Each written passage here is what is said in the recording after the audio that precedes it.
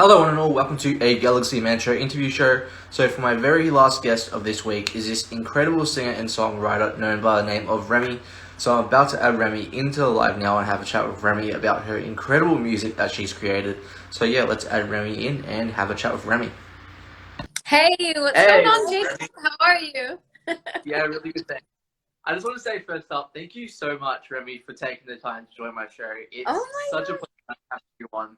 Uh, to people that anytime. don't know To people that don't know who you are, if you can give like a bit of backstory about yourself, and then we'll dive right into the questions. Sure, yeah. So, for people that don't know, my name is Rachel, but I go by the stage name Remmie. I'm a singer-songwriter from Boston, Mass. I've loved to play the guitar for, God, I mean, I've played for about 10, 11 years, but I've loved to sing for as long as I remember. So it's always been a passion. I write my own music, as well as do covers. So if anybody is new to the page, please feel free to follow me and follow Jacob. Or do you go by Jacob or Jake? What do you?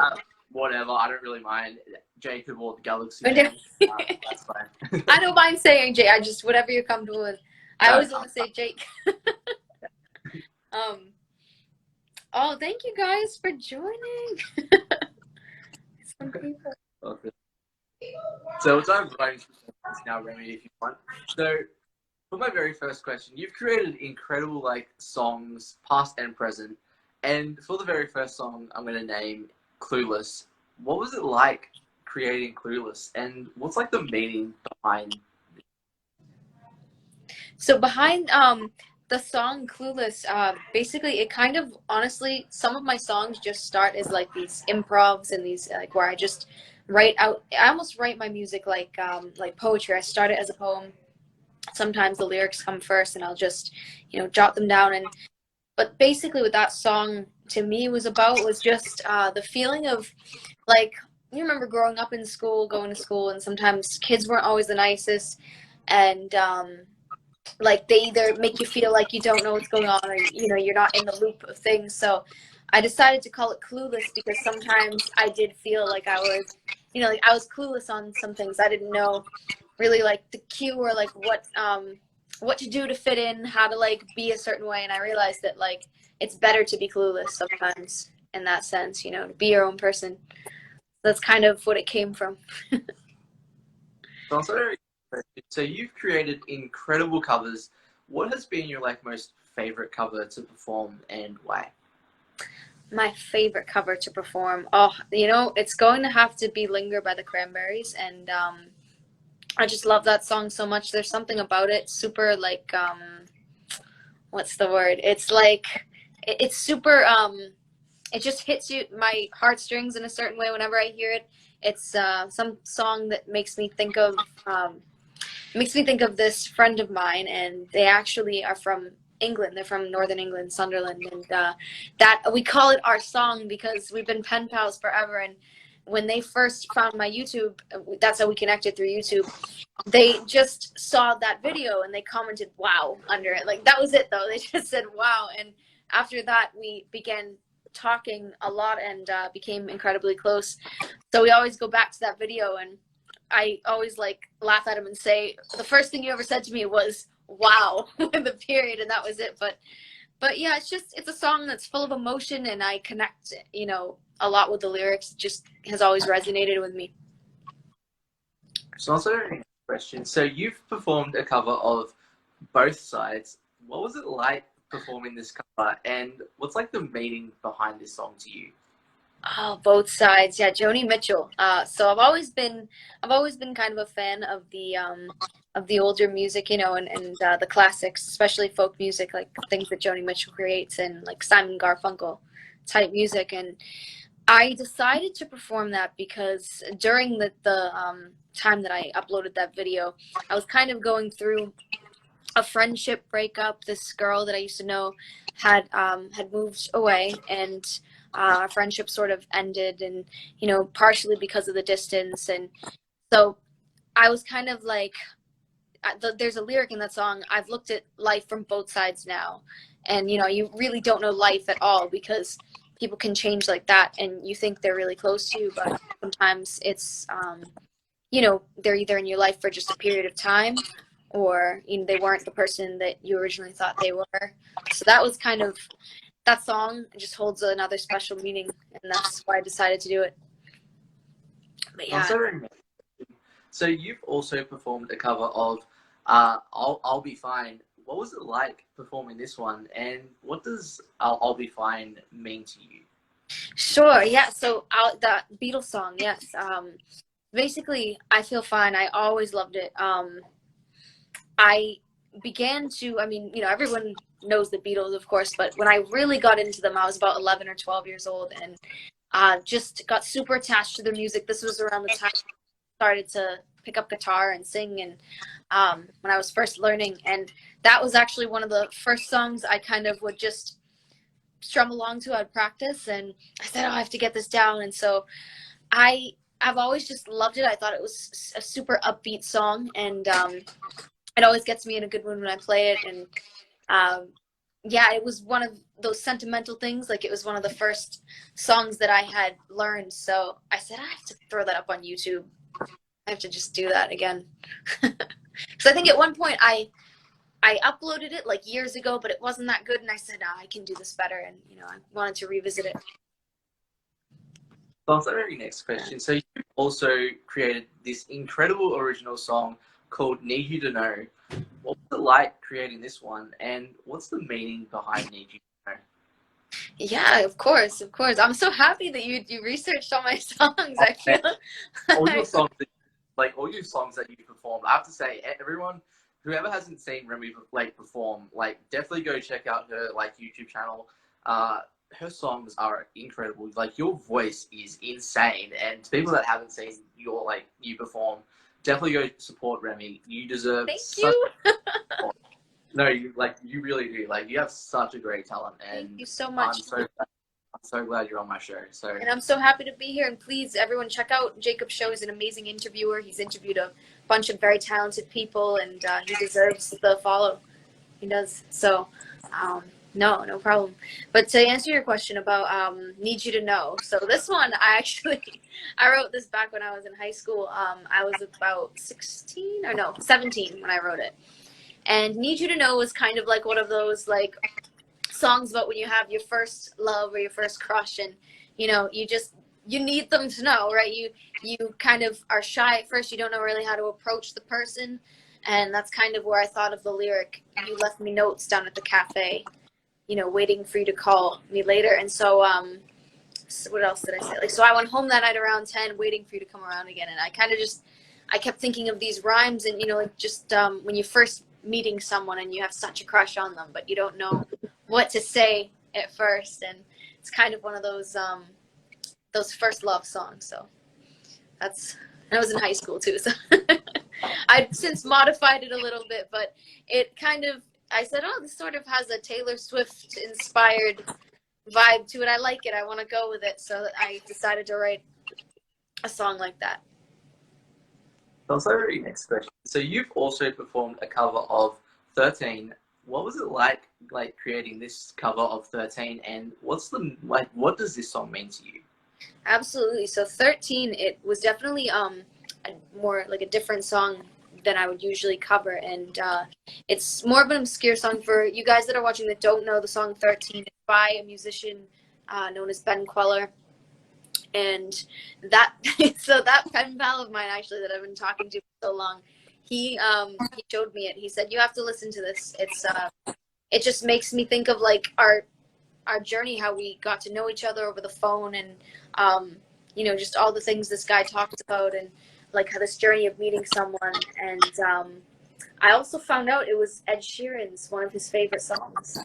It was one of Ed Sheeran's favorite songs, and he said, oh, I want that played at my wedding. So I wonder if he ever did, if someone ever got footage of it. But yeah, it's just another one of those really soft songs, soft acoustics that it just, the lyrics kind of hit home. And it's like that story about how you meet someone, and your journey together, basically, and just over all the years, the little things that you did. And it always makes me think of this person when I play it. So I said, all right, I'm putting it up for you. I have to have to do it for this guy. So Yeah, I hope I meet him someday. COVID kind of got in the way of that. We were supposed to meet in January of, or what was it? January, February of 2020, but then everything sort of happened in March, and so we're trying to do it again. Oh, look at all this! They're so nice. Thank you guys. More people joined than I thought on my friends list that were going to join. By the way, if you could like go anywhere on tour, like anywhere, like any country or anywhere, where would you want to go to like after all this pandemic stuff?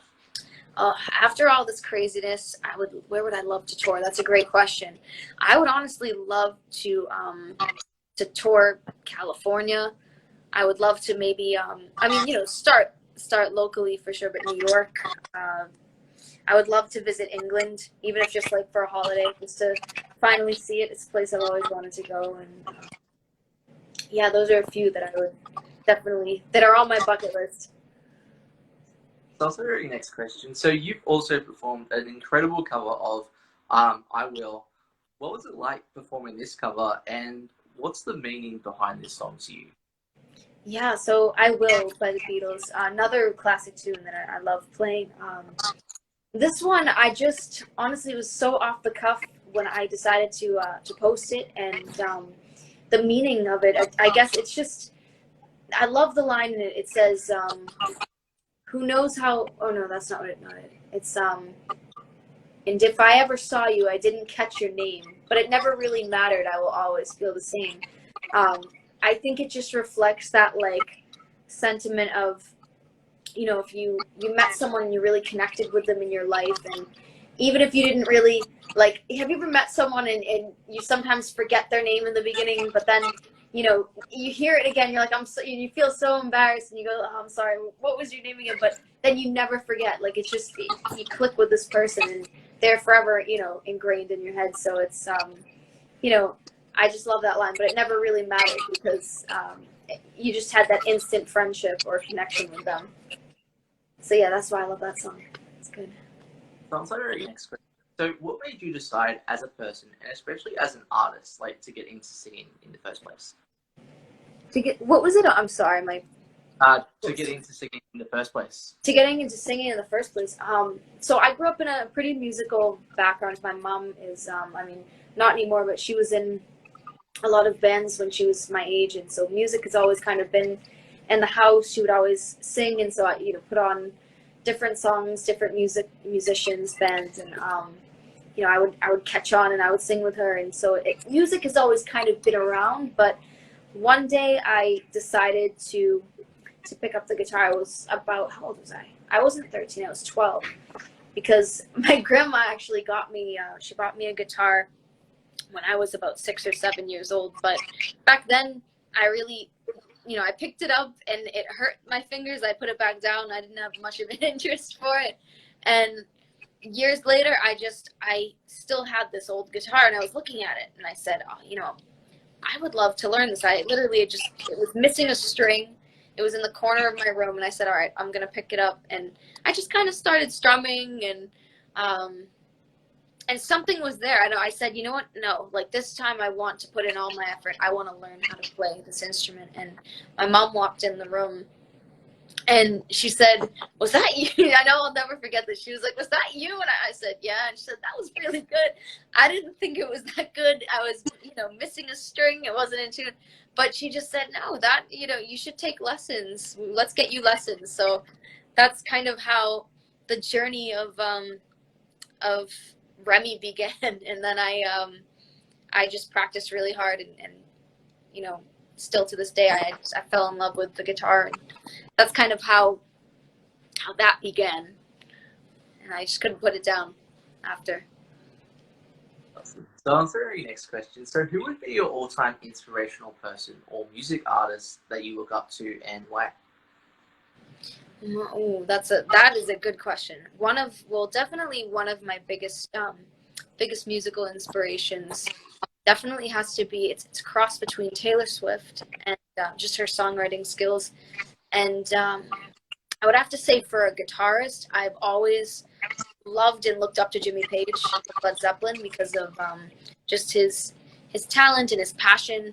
for it, and I found out recently, I'm a big like music geek, so I'll research bands, and I guess he was an only child as well, and his story was, I was reading it and I was like, wait, he found a guitar in the corner of his room. It had dust on it, and he had moved into this house with his family when he was young, and the people that lived there before, someone must have played, and so he that's kind of how he got into it. He picked up, found this guitar as a little kid, and that's kind of how his journey began. But yeah, I'd say Jimmy Page, the Beatles were a huge inspiration. Who else? Those are like the big ones, but other than that, I would say Joni Mitchell is another one, kind of that folky, like Bob Dylan.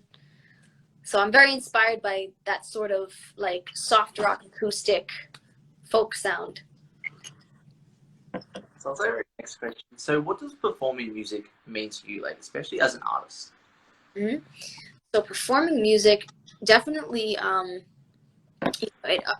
it makes you feel so great when you sing a song. But the big thing with me is that connection you get with the audience. Forming a connection with an audience, making them feel something with your music, whether it's resonating with the lyrics or just, if they were having a bad day, knowing that I made someone happy or I put a smile on even just one person's face in the audience makes me feel like I did my job. And so it's definitely that kind of exchange of energy between the performer and the audience that I love the most, and the creativity behind it, the songwriting process.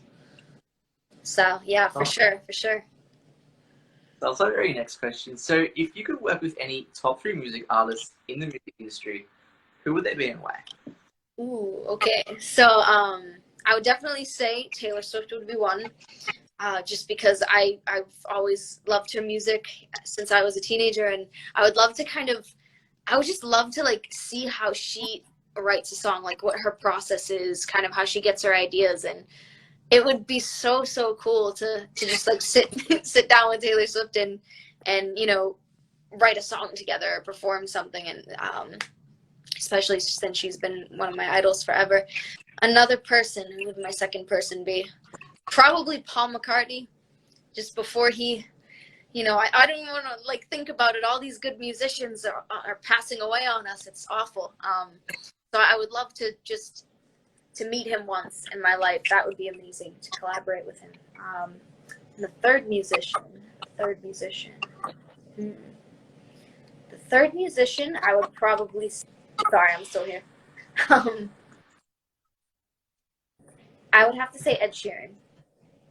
And Ed Sheeran, because I find him so inspiring. I remember hearing the story about how he had started out, and at one point when he moved out of, when he moved away from home, he was homeless for a while and struggling, and so he had this, I think it might still even be on Twitter, he has this tweet that said, I'll play a tune, or I'll play some songs for you for a place to sleep, or like for the night or something. And to think of him back then and where he is now, it's so like inspiring. It's crazy, to look back at his tweet and just, I love his songs as well. So that would be a dream to collaborate with him.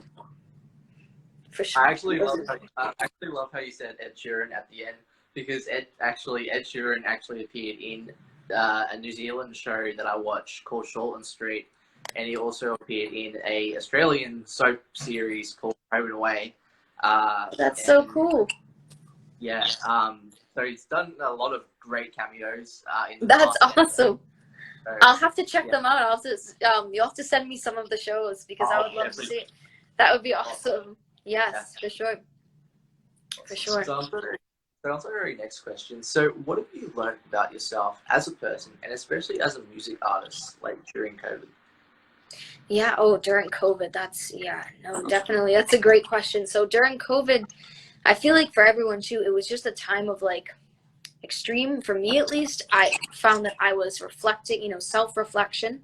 There was a lot of self-reflection, kind of like, what am I doing with music? Like, what's the exact like goal what do I want to get out of performing, in this new landscape, where so many people were inside, it was such a tough time for musicians because all the venues were closed. And so it definitely gave me, I learned a lot about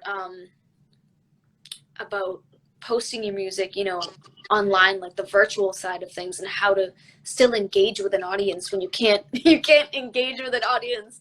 So you have to do it, you know, all virtually. But it was a time that really kind of helped me clear my mind and you know, figure out, you know, where I want to go with music. Sort of gave me time to think about what ultimately I would want my career to be. And yeah, it had given me a lot of inspiration to write songs as well. Like I had a lot of time to kind of tap into that creative process. And so I had written about, I think, 4 or 5 songs during that span of time, maybe 5. And so one of them was Clueless. I just had never put it out on YouTube yet. I was still kind of tweaking it. But yeah, I think it just basically gave me a lot of clarity. You know? Also very, yeah.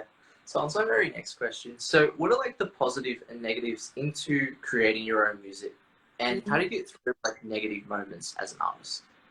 Yeah, so the positives of creating your own music, I would say, that's a great question. I think the positives of creating your own music is that it's original, and you know, it's something that comes from you, and it's you know, from your own experience, and something, you know, I think that is very special because, you know, someone else didn't necessarily write the lyrics, so it's coming straight from your own like experience, what happened to you, or and, what else I would say that another positive about creating your own music is you definitely have, I mean, you have more creative control in a sense because you don't have to worry about copyright strikes. You know, for instance, if you're a YouTuber, so like to YouTubers out there, you know, you don't have to worry about, like when you post a cover video, for example, for me at least, sometimes it automatically gets that strike because it sounds either too much like the song or it you know, it picks up on something. And so I know at least when I put out original material, I won't get that strike. And I guess the negative about, you know, making your own music is that I don't even know if I would call it a negative, but something you need to be careful of is you definitely want to protect your music. You know, you want to, if you want to release it to the public and you don't want someone to possibly take it, you want to get the proper copyright on it and, you know, make sure that all the legal stuff is out of the way because, I mean, if you wanted to just, you know, write songs, and like there have been originals I've written where I haven't copyrighted, I don't care, like I'll put them out and I'll say, if someone wants to take this and, you know, like credit me or something, make me famous with the lyrics, then that's great. You know, I don't mind, you know, feel free, do what you want with them. But yeah, if you really, if you hold like lyrics near and dear to you, or you love a particular song you wrote, artists, you definitely want to get it copyrighted. You want to make sure it's protected. Definitely. So I've got a very last question for you, Remmie. Sure. So what's next for you, like for the rest of the year, like music-wise, that you like to announce on the show? Yeah. So this year, one of my main goals, that was my goal previous to COVID, was to definitely to release an EP, a couple songs, and I want to stream a few of them on either Spotify or Apple Music. So stay tuned, guys, for that. I've been working on it, and I hope to do that either by the beginning of next year, or definitely by like the spring at the latest. So it's a goal of mine. So watch out for some new songs from Remmie. And yeah, any questions, guys? Or Awesome. Well, I would like to ask you something, by the way. Sure. Would you like to perform one of your songs on the show, by the way? Yeah, definitely. Yeah, I could do that. Sure. Let's see. All right. Well, I guess I'll do one of my originals. Let's see. I'm gonna do. Maybe I'll play "Need You to Know." Okay.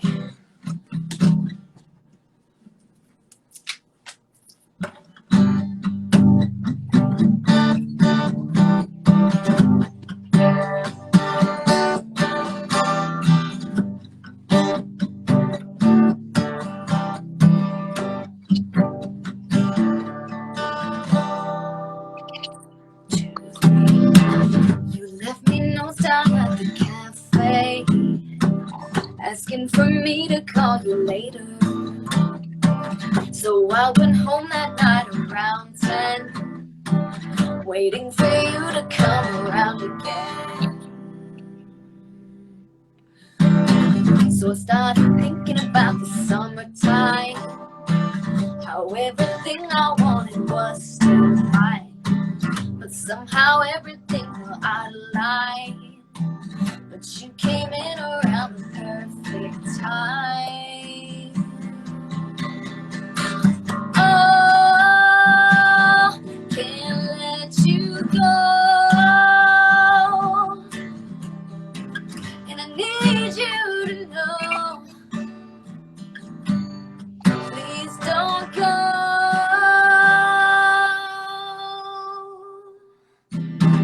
Fantastic notions running through my head, I'm thinking about the things you said.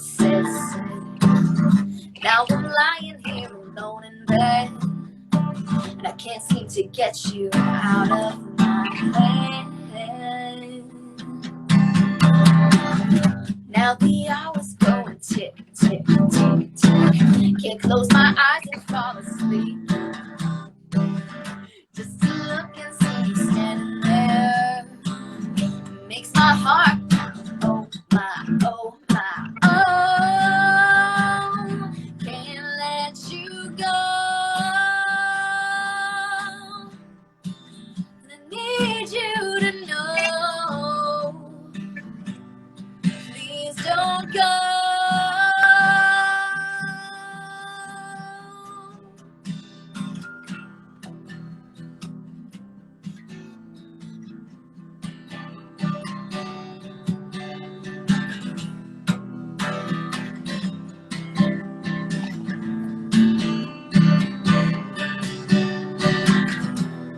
Something about the way you hold me,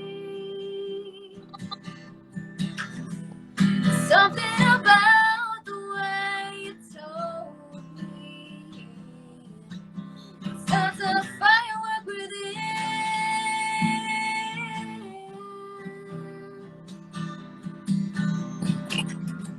And I tried to move on, but you stick around.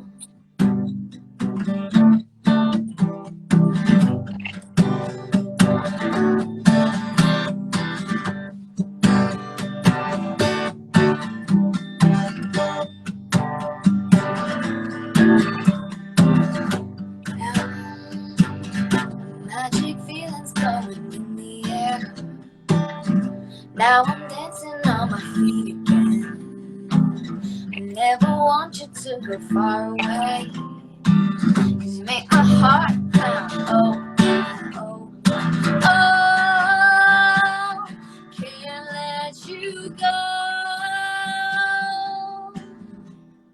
And I need you to know, please don't, please don't, please don't, please don't, please don't, please don't, please don't, please don't, please don't, please don't, please don't go. Yeah. Wow. Thank you. I need some new strings on this thing, but thank you so much, Jacob. I am so happy that I got to be on your show. It's been a pleasure. Well, I just want to say thank you so much again, Remmie. It's been, as you said, it's such a pleasure having you on the show today. Do you have like any last final thoughts that you'd like to give to people on the show? Sure. I mean, I would just say, you know, if you have a dream, or, you know, if you are a fellow musician out there, don't give up on your passion. Definitely, like, keep going, keep motivated. I know it was an especially unmotivating time last year, so now that things are opening up, get out there, you know, check out local venues, like check out coffee shops if you're just starting out, or see if there's any places you could possibly perform and kind of get your music out there. If you stream on platforms, try to check out Spotify or check out SoundCloud even, and, you know, kind of find a way to distribute your music, share it with people. And I just want to say, guys, thank you so much for joining. I'm terrible at technology. You're fine. Old soul, but yeah. Oh, you guys are so sweet. Thank you for coming on here.